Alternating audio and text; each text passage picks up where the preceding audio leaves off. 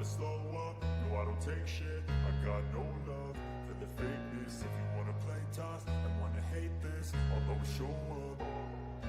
I don't ever slow up, no I don't take shit. I got no love for the fakeness. If you wanna play tough and wanna hate this, I'll always show up and make a statement. I don't ever slow up, no I don't take shit. I got no love for the fakeness. If you wanna play tough and wanna hate this, I'll always show up and make a statement. Everything I do so instinctive and so passionate. Every word I move so descriptive like an adjective. I got a vendetta against people who patented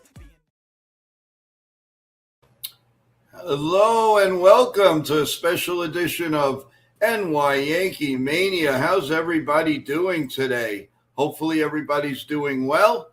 And yes, special it is because we have a tremendous guest, and I know everybody's been waiting and waiting for this. I know I have. I'm very excited.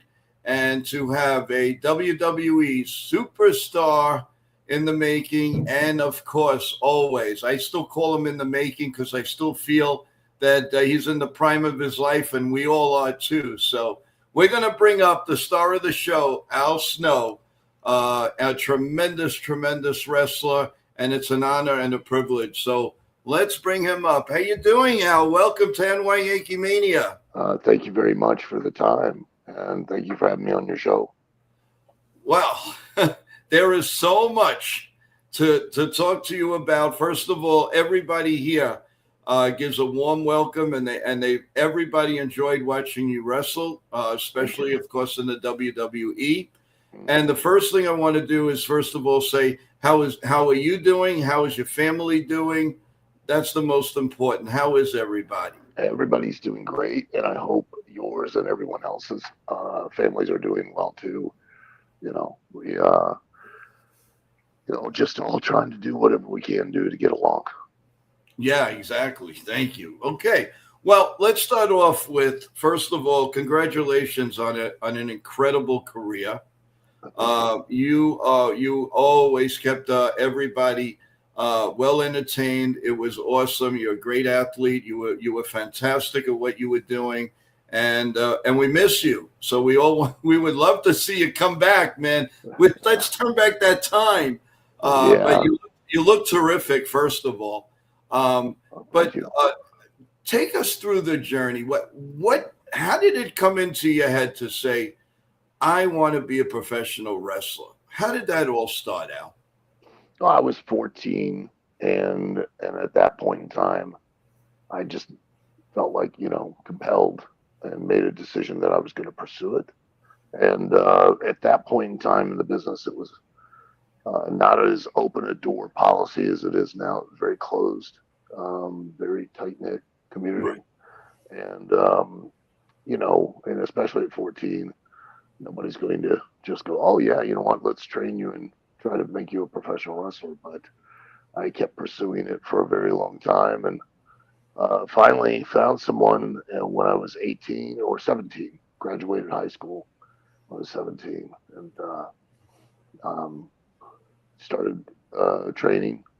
And then at 18, I had my first match, which was, I always thought it was May 22nd, but a guy sent me a poster from the event. Apparently it was like May 11th or May 16th. In Springfield, Ohio. It was the very first time I ever was in front of an audience in a ring, and that'll be this coming May will be 44 years. Wow, and I know it's like it was around the corner. I mean, that's crazy. That's unbelievable. But you look like you're ready to go back in the ring. So I mean, I don't know about that. I think so. No, I think so. So okay, so you decide. Now, take us through the, they show the Tough Enough and all of that, but take us through what it's all about. When you get started, learning about what's going on, who was your mentor, if you had one, and did you go every day? Did you have to go once a week? The fans are really anxious to know how was it back in those days, and how did you? Yeah. How did that lead to your first match? My mentor, trainer, at that time was Jim Lancaster, and he was a journeyman wrestler, had, been in professional wrestling from that point, from around 1971 or 72 until I met him in in the latter half of 81. And then I started in 82. Back then it was more of a apprenticeship type of situation. Not only did they train you, but then they brought you to shows with them, introduced you to promoters and other wrestlers, and really, tried to do what they could to ensure that you didn't screw up, because you were carrying their reputation around. And that at that time was primarily how the business operated. Still very much a relationship business, but even more so then, it was a relationship business. And that relationship was dictated on a matter of commensurate respect, equal respect. And, if one party didn't respect the other, well, they're not going to take that person's recommendations and give anybody new a chance or an opportunity, and potentially could harm the person's own, ability to get work as well, if they really started to question this person, or, they got angry enough at you, then they would get angry enough at the person that recommended you.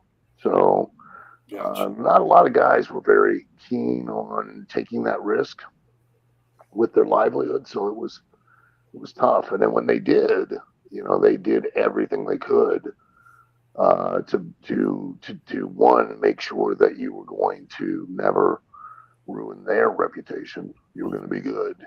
And two, they were going to try to test you and see if you would crack, if they could get you to quit, because if they did that, well, then there is no, potential future in the wrestling business, and no sense in trying to invest a lot of time, money, and effort into you, because you're going to just take your ball and go home. So it was very physically, mentally, and emotionally trying, very challenging, but and that hasn't changed. I mean, that even still to this day, the wrestling business is still very much like that. But the physical part was a lot more demanding physically back then. Back then, sure. But now it's more okay. Well, we have a first question, if you don't mind answering some questions Sure, yeah. from fans. I'm happy to. Okay. Well, Teresa asks, first of all, Al, thank you so much. We saw some really great matches with you. It was awesome, and we wish you still were here. And he is here. He's just not wrestling as much. But Mike, the question is, how do you gain the trust of the partner that you go, especially when you first start, when you first practicing or whatever, learning everything? How do you get the trust that person is not going to hurt you? Well, it's the one thing that has changed dramatically is that when I came in 1982, I spent several years, working very frequently, one, and two, never working with anybody that had the same amount of experience or less than I did. Everyone that I got in the ring with had 3, 4, 5, 7, 10 years, 12 years of experience, more than I had at any given time for probably the first 3 to 5 years. And it was different in that day, because you're asking about trust. Well, of course, they don't trust you because you're new. And so you didn't come into the locker room. You didn't say, hey, I'd like to do this tonight, or I'm thinking about doing this spot, or, how about we do that? Nope. You didn't say any of that. You came in and you said, hi, my name is so-and-so, and I'm going to be working with you tonight. That is if you got to meet them in the locker room. Sometimes you didn't get to meet them until you went to the ring, Mm-hmm. And then, you were told, just listen, kid. And that was primarily what you did. You listened. You did not, you didn't offer to suggest or do anything. You were told. And you learned by feel, which is the best way to learn this. is by being in front of an audience and sensing timing, realizing when you're doing something, why you're doing it, to elicit a reaction of an emotion. And, the older guys, the more experienced, would tell you when to fight back, when to stay down, when to get up, when to run, when to walk, when to get out of the ring, when to get in the ring. I mean, everything. They talk to you the whole time. And so for them, that was a way to begin to trust you, because as they did more with you, they started to feel more comfortable and trust you that you were not going to hurt them physically, or were you going to hurt their image or what they were doing, and what they were selling. And in the same process, you started to learn and develop uh, that instinct and that sense of how to ride the emotions of an audience while you're performing. Wow. And I hope that answers your question, Teresa. No, we have a nosebleed section.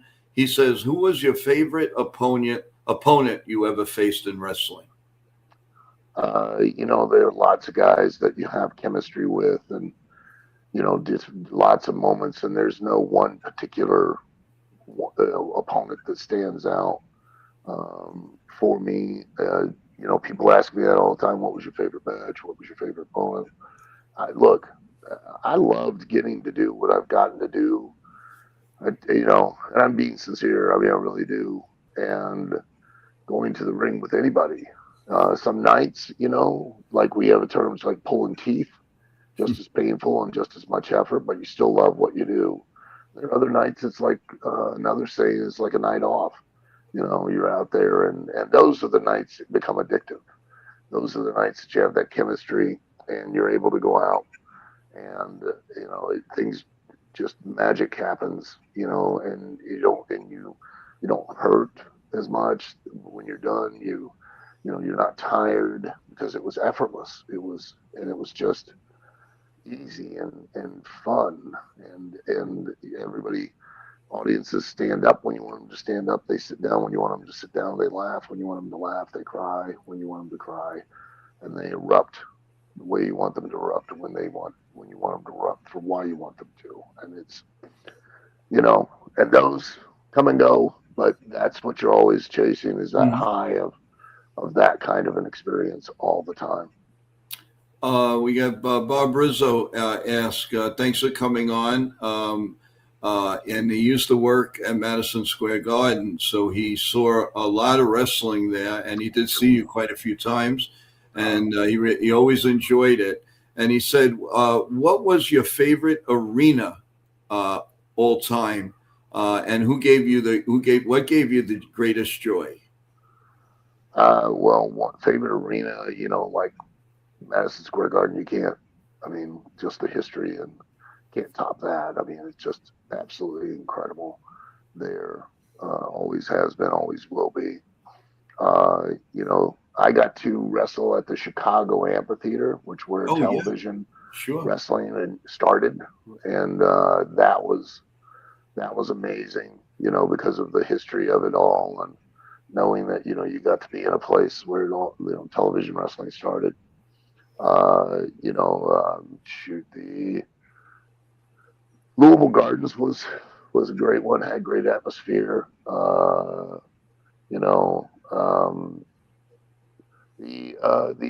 old ECW arena, incredible atmosphere, incredible fans. So there've been a lot. The greatest joy, I guess, besides my family, would be just doing this. I've had a blast. I could, my life could end tomorrow, and I could honestly say I think I went and lived life. I wasn't just alive. I went and lived, and then have all these amazing and wonderful memories and experiences. And it hasn't always been easy. There's lots of challenges and bumps in the road, and moments that you're like, that sucks. But and it's a very tough physically, mentally, and emotionally way to make a living. Very hard. It's not easy. But I'm not saying that to complain or to, vote for me. Look, I chose to do it, and I've never regretted. In 44 years, I've never regretted doing it, even in spite of, some of the tougher times. Yeah, I guarantee. Now this is from me. Did you enjoy single wrestling or did you enjoy tag team wrestling? Which one? Which one was the Both. easiest? They were both. Both, yeah. Both had their challenges. Both were, enjoyable. Both had upsides to being able to tell a story and, elicit emotional responses one way as opposed to another. But yeah, both were just, to get the opportunity to go out there and do it and experience it was enough for me. Did you ever have? I don't remember it. I was actually looking it up. Did you ever have a match against Andre the Giant? I never had a match against Andre. No, I was around, every so once in a blue moon. I met him and been around him, but never had a match. And okay, so okay, and my other question is, I did a show years ago with Bruno Sammartino. Yeah. And were you? Did you learn? Did you speak with him? Did you ever? I met him once. Yes, met him once. Yeah. Wonderful guy, very much a gentleman, and loved the business. I mean, yeah. I was terrible. I was so upset when he passed away. I mean, we did like a wrestling show like maybe once a month or whatever, and in New York, and it was one of the greatest thrills. I mean, he was amazing. But but I like I said, from what you see now and and where you were, I believe in my heart of hearts when you were wrestling, that was the more physical, the more storylines than there are today. I don't know. Maybe I'm wrong. How do you feel about that? Is to me, there's not enough storyline, or they don't stay with it as much. Like let's say in the Hulk Hogan days or your days or Bruno's days, you would have your first match, you would have a return match, then you probably have a steel cage or whatever, any type of match. They don't do that anymore. Very, very rare. Do you miss that? Do you think that was the right thing to do and go forward? How do you feel about that? Well, I certainly think that there are certain aspects of what went on before that I miss and that I really liked. And of course, there are certain things that I like today. Certainly talent performers are really amazingly athletically gifted, these days. I think the guys back in the day were as well, but I just think it's centered more on the what is being done. And I think, not comparing today to yesterday or to tomorrow, but intrinsically you want to believe, and this is what all stories are born out of in wrestling, and that is the idea that we're all prize fighters. We're all just no different than MMA or boxers. If we win, we get paid. If we don't win, we don't get paid. If we want, we want a title to show that we're the best, but what we really want that title for is so we get paid more money. And that's the only consequence to anything that we do to each other is that, hey, if you do a simple body slam to me, you might knock the wind out of me and I won't be able to get back up quick enough and you'll be able to beat me. And between the then and the now, I think the now has departed quite a bit from that concept of selling to you, convincing you of the why they're doing it and the who they are, and not so much about the what. I'm all for what they do, Mm-hmm. I enjoy it very much. Very, respectful of what they do. But that's not why an audience buys a ticket or tunes in. An audience does it just to believe in who and to believe in why. And then the what is just how did you make the who and the why matter? Wow. So, No, it all makes sense now. Katie, avid fan here, and we love her. Katie asks, Al, what do you enjoy the most about being or being known as a WWE superstar? uh, I think that I was very lucky and blessed and to get an opportunity like that and very grateful to everyone there. And, you know, I beat the odds. It's easier for you. The odds are in your favor in comparison to the odds of being on the main roster in WWE. Odds are in your favor that you're more of a likelihood of being a football player on one of the NFL teams than you do of being on the main roster in WWE. And what do I mean by that? Well, there's how many football teams in the United States, how many players are on each lineup, how many lineups are on each team, and then that then translates into your odds of being able to do that. How many wrestlers want to be in WWE? Well, and how many main roster spots are there? 60, 70, if that. And there's thousands upon thousands around the world that want to be there. How many, that are on the main roster are featured on TV on a weekly basis? Well, now that whittles down even more to even fewer numbers. Well, how many of those that are featured on TV are featured in really be main storylines? Well, that whittles down even more. Well, how many are going to be on a WrestleMania card? Whittles down even more. How many are going to be on a WrestleMania card, and are going to be the featured or main event? Whittles down even more. So I'm very lucky and very blessed that I had that opportunity to work there and all the other places too. I'm very grateful. I can't thank everyone enough for giving me those chances and those opportunities to do what I love to do. Awesome. And the questions keep on coming. How much of in the ring is, let's say, is ad-libbed in the ring, and how deep do the rivalries go? Do they really go? Uh, well, now not as much as ad lib. Some still is. Uh, Back in the day, a lot was ad libbed. There was, of course, still things that were planned prior or talked about, but if they happened, they happened. If they didn't. Nobody cared.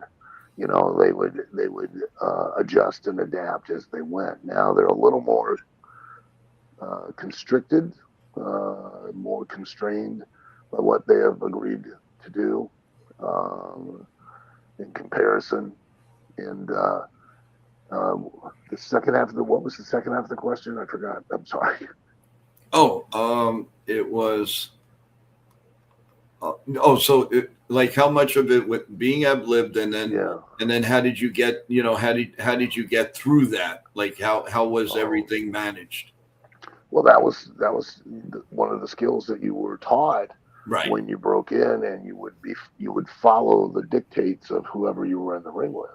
You started learning how to anticipate what to do and when to do it based on the audience, not based on what you wanted to do, or what you had planned to do, but based on what the audience was reacting to in the direction that your audience was clearly wanting to go.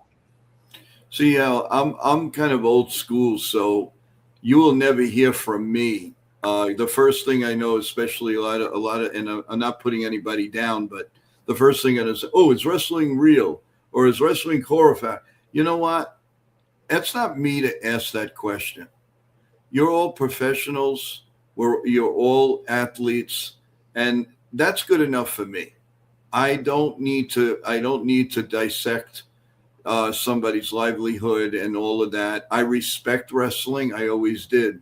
as a little boy growing up, as my grandparents loved, loved the game, loved Bruno and all of that. And that's what got me started. Then I started, looking at everything, and I says, you know what, this is so much.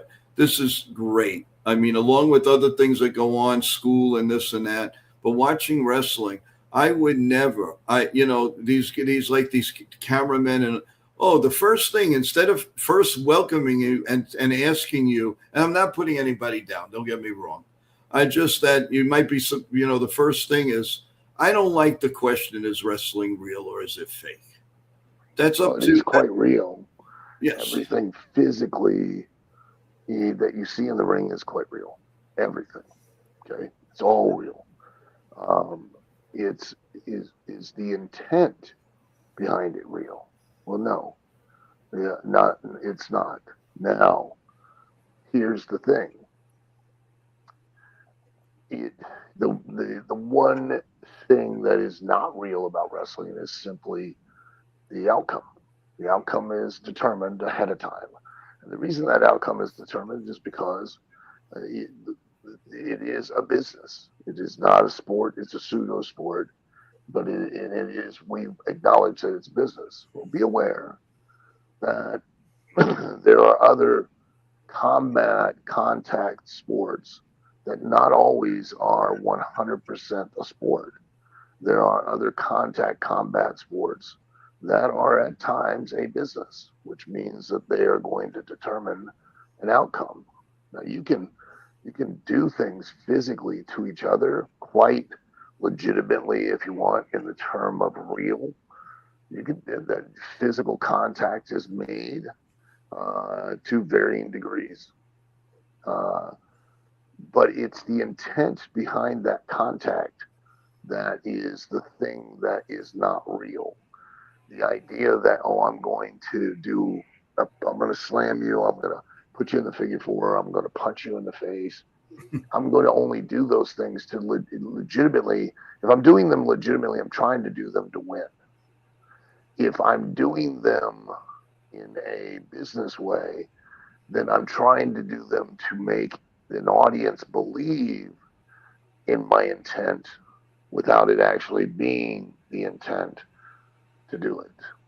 And and look, I don't even know why that question would come up anymore.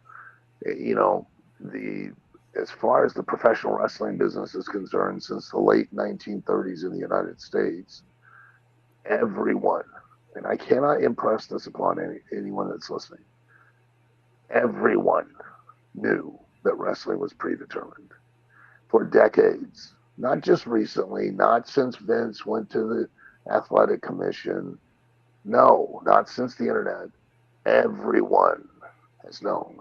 I tell people this all the time. In 1976, I went to my family, wonderful people, both sides of my family, my mother's, my father's sides, declared what I wanted to do for a living was be a professional wrestler. And they all, including my grandparents, said, why do you want to do that? It's fake. Now, they've never done this, ever. How would they be able to tell me with a complete certainty that what I wanted to do was not real, was fake, was portrayed, performed? Because everyone knew. It's not like they were privy to some secret society that shared information that nobody got. They didn't have the internet in 1976. Right. That Vince had not gone to the New Jersey State Athletic Commission in 1976. Everyone knew. Yeah, but they might have known, but it was very tight-lipped. I mean, that tight-lippedness, just so you're aware, is no different than when you go watch a movie. My not wanting to pull back the curtain so that I expose the lie is out of respect for you and your time, your money, and your efforts. You paid to buy a ticket to do one thing. You bought a ticket, or you tuned in on the channel for TV to do one thing. You did it to believe. You did it to believe so you could be entertained and you could forget. Well, we both agree, okay, because that's what kayfabe is just a mutual respect. we both agree that I know that you know, and you know that I know you know. And I'm never going to do anything that's going to violate what I've sold you. You're always going to get what you paid to see. I'm never going to ask you to believe, and in the same breath of asking you to believe, turn and go, hey, I'm about to saw this woman in half. But don't worry. Look, her sister's down here with her feet out the end, and she's up here with her knees pulled up to her chest, and the saw's not going to come anywhere near. Well, now I've just ruined your experience. And I've agreed with you, I'm not going to do that. So it's not like I'm holding this secret in, or I'm being tight-lipped because I want to make, I just don't want to ruin the illusion for you. And because if I ruin the illusion for you, well, then now you have no motivation to want to buy a ticket and see it. Because at the end of the day, the real fun of it is where you walk that line where you go, oh, I know it's not real, but these two guys really seem like they hate each other. I can't wait to see what happens.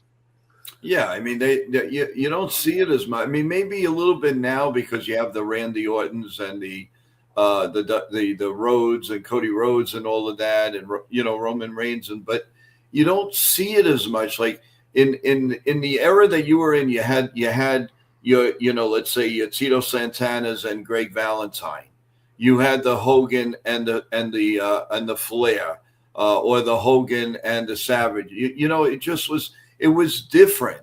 Now it's like after it's a couple of days or a couple of matches, that's it. Let's move on. And it's just a different. I grew up I covered wrestling when I was a little younger, and I mean I loved it. I loved every minute of it. Just covering it, and it was just just awesome to do. And just going on. Another question you have here, Al, is what do you think about Randy Orton getting another championship run at Mania? Do you see the narrative of him possibly winning that title? Oh, sure. Yeah. Yeah. Because what's the best way to elevate and to make Cody Rhodes is for, Cody to overcome, to defeat, slay the dragon, and that dragon being Randy Orton. Well, in order to do that, Randy Orton should, by all rights, defeat Cody Rhodes and defeat him definitively, so that now Cody Rhodes has to chase and climb that mountain and overcome the challenge that is Randy Orton, which ultimately in the end would make Cody Rhodes that much more. From the wrestlers that you see right now, who do you, in your opinion, maybe he's not around right now yet, but right now, who could take the bull by the horn now and really take wrestling by storm in maybe another year or so, in your opinion? I don't know. You never know. You just never know. It's that right guy at the right place at the right time that is the most believable guy and it just clicks. There's no formula, there's no process, it's just being in the right place at the right time with the right thing. And that's why, young guys always ask, what, you have any advice? Well, the number one piece of advice I can give you is don't give up, don't quit. You never know when it's going to click, where you're going to have that right thing at that right time, and you've developed a sense of believability. Those are the two. Believability is without a doubt the number one with a bullet primary thing that you have to develop to be successful. Is that so people believe in who you are? And then describability. Can an audience turn to their friends and go, oh, you got to watch this guy, he's A, B, C, D, E.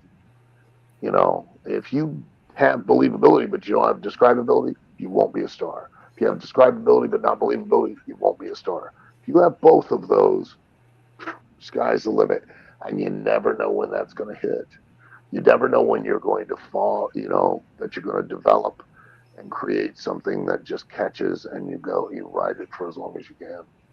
Well, I knew this question was going to come up, and I guess you must have figured it too. But this is Billo, who's an avid fan of the show, and how and who came up with the head gimmick? I came up with the head, and it was because I was at the time mistakenly very frustrated with my own situation and career, which was my own creation from mistakes I had made that I wasn't aware of, and where I was also pointing the blame on others that I could have taken care of myself. And, I wanted to show that I had like a nervous breakdown because of it. And, and then I developed talking to the plastic mannequin head, and that gave me an outlet to voice that frustration, which was believable. And that's why it was successful and entertaining, was because people could believe that I was really legitimately crazy. Yeah, that gimmick was unbelievable. Really, it was fun. It was great. It was sort of like Mick Foley with Mr. Sacco, Yeah. something in that line. But Right. no, I mean overall, how do you want the fans to remember you, Al? What would, if there was one thing that you could say, wow, what would it be? What would you want the fans? I loved the wrestling business, and I did everything I could to be a good human being. Now, you being also being asked, are you still what involvement do you have right now, and do you miss the WWE, or are you doing anything Well, with them or AEW or? not doing anything with WWE or AEW. Yeah, I miss WWE. It's like a family. Because you spent back in those days, you spent more time with those people than you did your own family. You were on the road sometimes 260, 300 days a year. So, it was tough. Um, but now I'm, chief of content creation for OVW. I've been Oh involved yes. with being part owner of OVW since 2018, and then basically chief cook and bottle washer. I just end up doing everything. So, Awesome. we still involved, and we just, we do our live television broadcast every Thursday night from 7 p.m. to 9 p.m. Eastern, every single week. This year in June 11th, will be our 1400th episode of television. We are the second longest running episodic television show in the history of the medium. And then in August, we will have our 200th episode of our secondary show. And then in December, we will have our 175th Saturday night special SNS, which is basically the pay-per-views that we do. So, we have a very long track record of performance here in OVW. Wow, congratulations. Obviously, keep that going. Now, is it where can the fans here, let's say in the New York area or Yeah. in the East, where can they see all of this? Is it just YouTube, or where can they? Well, we have multiple outlets. We have Triller, we have YouTube, also Facebook. Those are streaming outlets. We have partnerships with different smaller national networks: YTA, Action Channel, Next Level Sports, Game Plus, the Northeastern Sports Network. That goes up through all of the Northeast, up through Massachusetts and Connecticut, and up into Vermont and Maine, and across into Pennsylvania, as far as Pittsburgh, as far as I know. So, what would they look for? If we go, let's say, OVW TV or OVW Rise. oh, beautiful. Okay, well, you heard that, folks, and we'll definitely push it. We'll definitely, Please, because I we appreciate do. that. I mean, obviously, we do wrestling, and we I have another channel that we're just floating that we're going to do play by play of WrestleManias and all Yeah, kinds. that'd So, be cool. and any time, Al, you are more than welcome to Well, come thank up. you. We would love to have you. I do have a little surprise for you. Sure. While you're here, Hey, and here it is. what's up, Al? How you been? Hey, how are you, man? Good, good. Thank you for joining Joe's show. Unfortunately, we were supposed to have another person join you too, but for some reason the link wasn't working. They had some technical difficulties. But Oh, really? Joe, does Chef Nick have any questions for Al? Or No, he was a little. He's been a little disappointed, in not coming on, and he just wishes him well. And he really said he hopes he gets the chance again to be part of an interview with you because he Yeah. he loved Yeah. AEW and East ECW and all of that. So, one quick question though: the difference between the WWE and anything else, in your opinion, what is it? Is WWE more family, or do you think the other federations were family? WWE has a very long and storied history of experience and connections and resources that no one else is going to have. You know, people don't realize that Vince's father ran WWF into WWE, and then Vince's grandfather was a part of the wrestling promotion, you know, doing boxing and wrestling. So that's three generations alone now into Stephanie, four of history, of experience, of contacts, of personal relationships, of resources, both financially and otherwise, that make it such a powerhouse. And and wisely, WWE has always been, whether some agree with it or not, has tried to make itself a product or a brand that appeals to as large a portion of the population as possible. Yes. So, whether that's family or whatever, they're never going to try to appeal to a niche audience. They're always going to try to, reach as many people as broadly and diversely as they possibly can. And, that's what business is about, yeah, is Wow. connecting with and contacting and motivating, as a larger number of people as possible. It's it comes down to, at the end of the day, which is the biggest challenge for anybody to do, and that is, can WWE motivate you? Okay, just like a movie, no different. They spend millions upon millions of dollars producing Hollywood budget, major blockbuster budget movies, millions, and then they spend even millions more marketing that movie to try to get you to do one thing. That's to leave the comfort, safety, and security of your home, drive to a building, pay to enter that building, and then a movie theater set in a darkened room in a leather recliner nowadays. Yeah. But we're asking you, as far as wrestling, which is even more incredibly difficult because we're not spending millions upon millions of dollars in production. We're spending a lot of money, but we're not spending millions, and we're not spending millions as far as marketing, but we are spending a lot of money in marketing and promotion.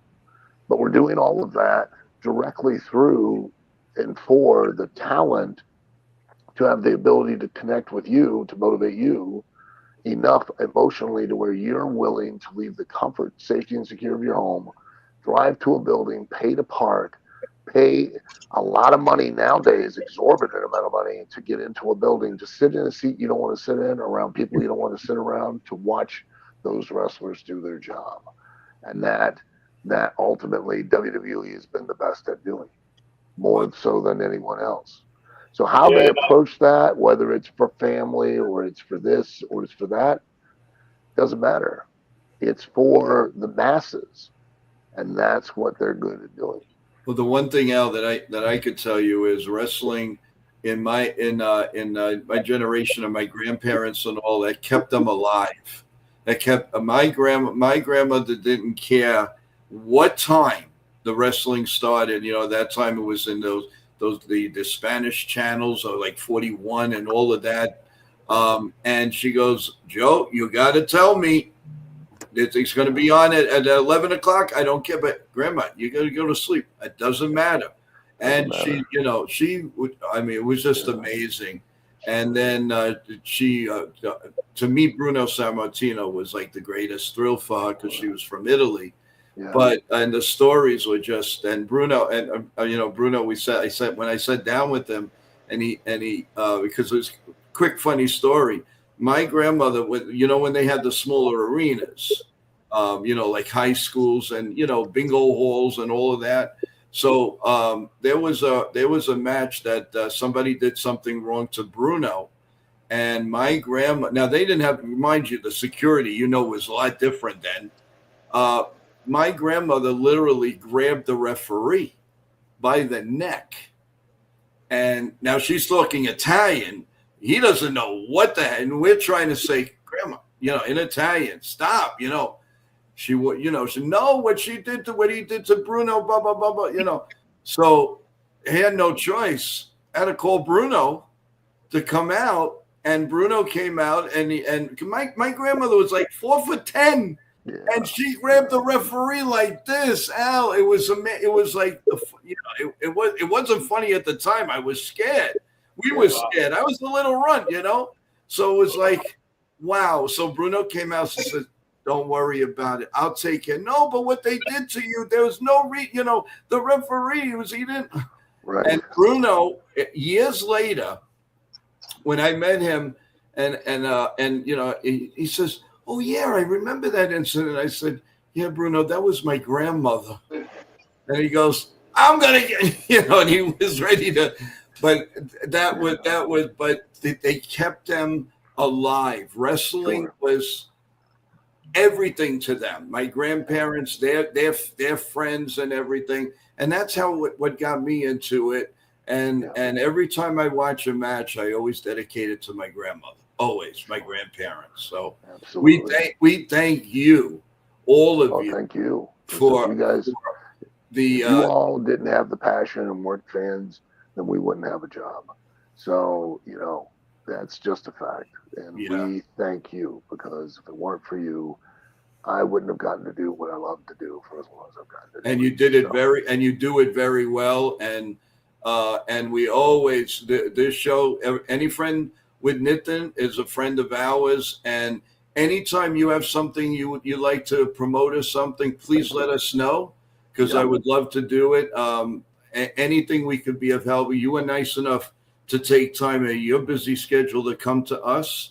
Well, we want to do something for you. So anytime, and Al, I mean that from the bottom of my heart, our show is your show. You're more than welcome to come back anytime. I appreciate that. I really do. And I know Nitin wanted to say hello, but there's some stuff going on with the internet. I don't know what's going on with YouTube lately or StreamYard, but something's going on today. I don't know. Did you scare them out? No, just kidding. No, I don't think so. But I know he would love to. Well, I'm thanking him for us. Thank you so much. The most important thing, first of all, your health, your family's health. God bless you all. Same to you. That's and to everyone watching too as well. I am definitely going to start watching again the productions that you do. And we'd love to see you again, and I mean that. I'd love to come back on. Thank you so much. Time in a day I can do that. Yes, thank you. And I know you're very busy. The next time you're in you come to New York, we're going to come and see you. Oh, that'd be great. I'd love to meet you in person. Thank you, and I'll make you my chicken palm. Don't worry. Oh, I love chicken palm. You got it, and baked ziti, just like I did for Bruno. So you got it. I promise you. Thank you, Al. Again, thank you so much. God bless you and your family. Thank you. Same to you as well. You guys have a great day. The same to you. Thank you. Whoa. So that was Al Snow, everyone. I hope you all enjoyed the interview. What an amazing man. What an honest man. You can't get any more honest than that. I really enjoyed it. It brought back so many memories. Tearing up a little bit from the memories of my grandparents, the way they loved wrestling, especially my grandmother. She was so passionate. You couldn't tell her that it was fake. You could not, and we weren't gonna. Listen, when you're in your high 80s, what are you trying to do? Convince her that it's fake? She enjoys it. That's a pride and joy. Let her enjoy it. Let your family enjoy it. If they believe in it, then let them understand it. Let them love it. Who cares? What's the diff? Does that really make somebody's day to hurt somebody's feelings? If they want to believe that WWF or WWE now wasn't real, I mean, is real, so be it. Why take that beautiful pleasure out of them? It made no sense. And anybody that did that to my grandmother, even though I was young, I couldn't care less. I say, let the woman enjoy whatever she's got. And that's very important to me. If you enjoy something, then you should be enjoying it. There's no reason not to enjoy it. He left 30? Yeah, I'm sorry. I didn't know when you were going to come back. But I thanked them for you. I did everything. I'm sorry. I just didn't know when and how. And, I had a phone call come in. That's why. Yeah, no problem. No, but I told him, and he says no problem. He said he would love to come on again. That's what he told us. I just feel bad for Chef Nick that he couldn't come on. I do too. I feel terrible, but unfortunately we couldn't change but it looks like a lot of people are having problems today. I don't know what's going on. Let's hope it stops. But no, again, as I always say, you can't get it just gets better and better. Like I say, guys, my team and I have endless possibilities. Let's go. Yep. And we have another one. Well, our next venture, everyone, is 3:15 on our World Channel. We're going to have Jason doing the Alabama, who's going to do the play-by-play of the Alabama game in March Madness. So come one, come all, and then while you do, and then 5 o'clock, my team and I book our other client, Justin Nicolino, for 5 p.m. Yep. Former Miami Marlin relief pitcher, pretty good at it, and we're looking forward to that. And it doesn't stop there, fellas and girls and guys. We're going to have the Knicks and the Nets play-by-play on both channels, on World and on YankeeMania. So you'll have no excuse. You'll have both. Now, I did want to mention to everybody here that's new, I would love for you to subscribe, press the like button, but now it's easier to subscribe. If you look on the left side of your screen, just put your phone and tag that. It'll go right to YankeeMania and subscribe. And we're doing that for the world, for the World Channel also. And you'll be able to subscribe. You don't have to go off the link. You can do it on your television. It's all there for you to make it easy so you don't forget. Say, oh, I forgot to subscribe. Oh, I forgot the like button. You can do it through this now. And this is thanks to Ken from Yankees The Ugly Truth. By the way, while we have everybody on, let's get a New York Yankees score. Hold on. Wait a minute. Are they playing at night? You know what? I'm not sure. Well, I'll do a scoreboard update anyway. Let's see. Did I'll do the promo for you? No, I didn't want to bother him. Let me see. Okay. Here's the scoreboard for today right now, folks. The Phillies 4-0 over the Tigers, bottom third. The Rays lead the Red Sox 1-0, top of the third. The Blue Jays lead the Twins 1-0, bottom three. The Cardinals lead the Mets 1-0, top of the fourth.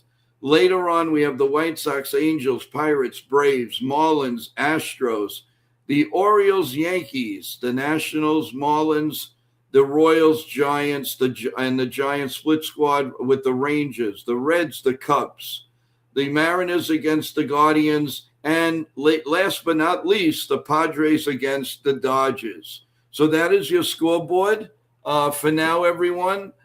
Tonight, we will be giving you updates while things are on the air. Don't worry about it.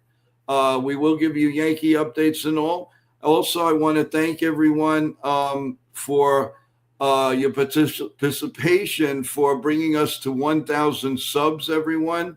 Can't thank you guys enough. Keep subbing.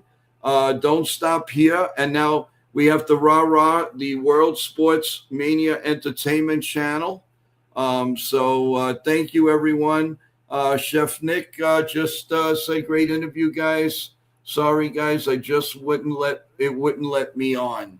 Yeah, I could understand that, and we're sorry, Chef, but he promises to come back, and he will take a lot of questions from you. So we really appreciate it. So thank you, Chef. We're very, very sorry.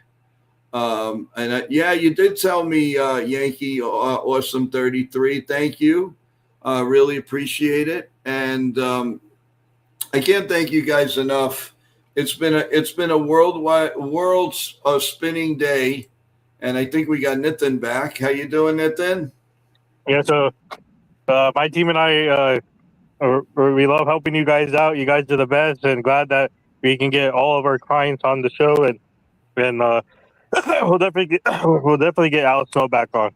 So he's terrific, absolutely terrific, and what was I going to say? We also had a great meeting this morning, Nitin, with our new partnership with streaming. So we're very, very excited about a few things that are happening. A lot more things. You better go out tonight and celebrate your 1K. Well, I can't. We got a lot of things going on. I'm going to my friend's party later tonight, late night. Well, then, what do you call Zoom me so that we could lift up the glass? I'll have a little thing of Bailey's. I don't know. I hope I don't forget to Zoom you. I don't know. You got to remind me. No, you listen. You go have fun. Don't worry about it. But listen in on Jason's play-by-play. Yeah, I'm doing I'm doing the score updates for the Nets and Knicks game before the. Oh, okay, and I'll be going on YouTube Live, giving everybody updates on the games on to make sure you guys come and experience great play-by-play by Jason, and then Evan and Jason, the Knicks and the Nets. So a lot still to do here today, guys. So tomorrow we got the Yankees back, and Aaron Judge will be playing. He'll be playing tonight too. So we got the captain back. We've got Mr. Golden Boy. So we're all set. I got a new haircut. The what? I got a new haircut now. So. Yeah, looks good. I was gonna say, look at the boy over here. Now you look like you're 54. No, just kidding. I'm only kidding. You look great. But everyone, thank you. So much to do. And in between, I'm going to try to have a little sandwich or a little salad and some just a little beverage to keep me quiet, like a nice big glass of seltzer water. And we're ready to go. So much going on. Nitin, thank you. I can't thank you enough for all these wonderful guests that you bring us. And it's so warm and fantastic. And thank you again. And Chef Nick, again, our apologies that, you couldn't come on. We're really looking forward to it. And I hope you got to do some of your other work that maybe we can do something else later on. Who knows? So stay tuned, everyone. We will be back with you at 3:15 or 3:10, depending, give or take. Get ready for 3 o'clock for the stream on World Sports Media Entertainment, and then come back to me at 5 o'clock when we have Mr. Nicolino on from the used to be a Marlins relief pitcher. So we're looking forward to that. Thanks to Nitin and his sports team. So Nitin, some final words before we go? Can you hear me? Yeah. Some final words before. Like I I said, promised Al Snow that I was going to make him baked ziti and chicken palm. yes, we'll bring them to your house. You got it, baby. Let's do it. Congrats to everyone on 1K subscribers. I'm glad that my team and I could help out with all our clients, and keep up the great work, guys. More stuff coming. Stay tuned, and see you guys at 5 o'clock. And also please help support Jason's play-by-play of the March Madness game. Also, so it's gonna be a fun one. Yep. And then the Nick Net game, which is the featured game this week, that's for this week. Next week it'll be totally different games. So, Bill O says making chicken cacciatore for lunch. Oh wow, yummy. Bone-in chicken, baby. Yeah, Chef Nick. But thank you, everybody. We will see you in. Let's how long we were looking at. 1 hour, 1 hour and 13 minutes. So I'm going to grab a little salad with a little seltzer water. That's what I'm going to do now. Yeah, and then I'm going to have a nice glass of Lavazza coffee. I just had a smoothie and almonds. Oh, at least you got to eat. There you go. But thank you. God bless you all. God bless America. Thank you guys for great questions, great everything.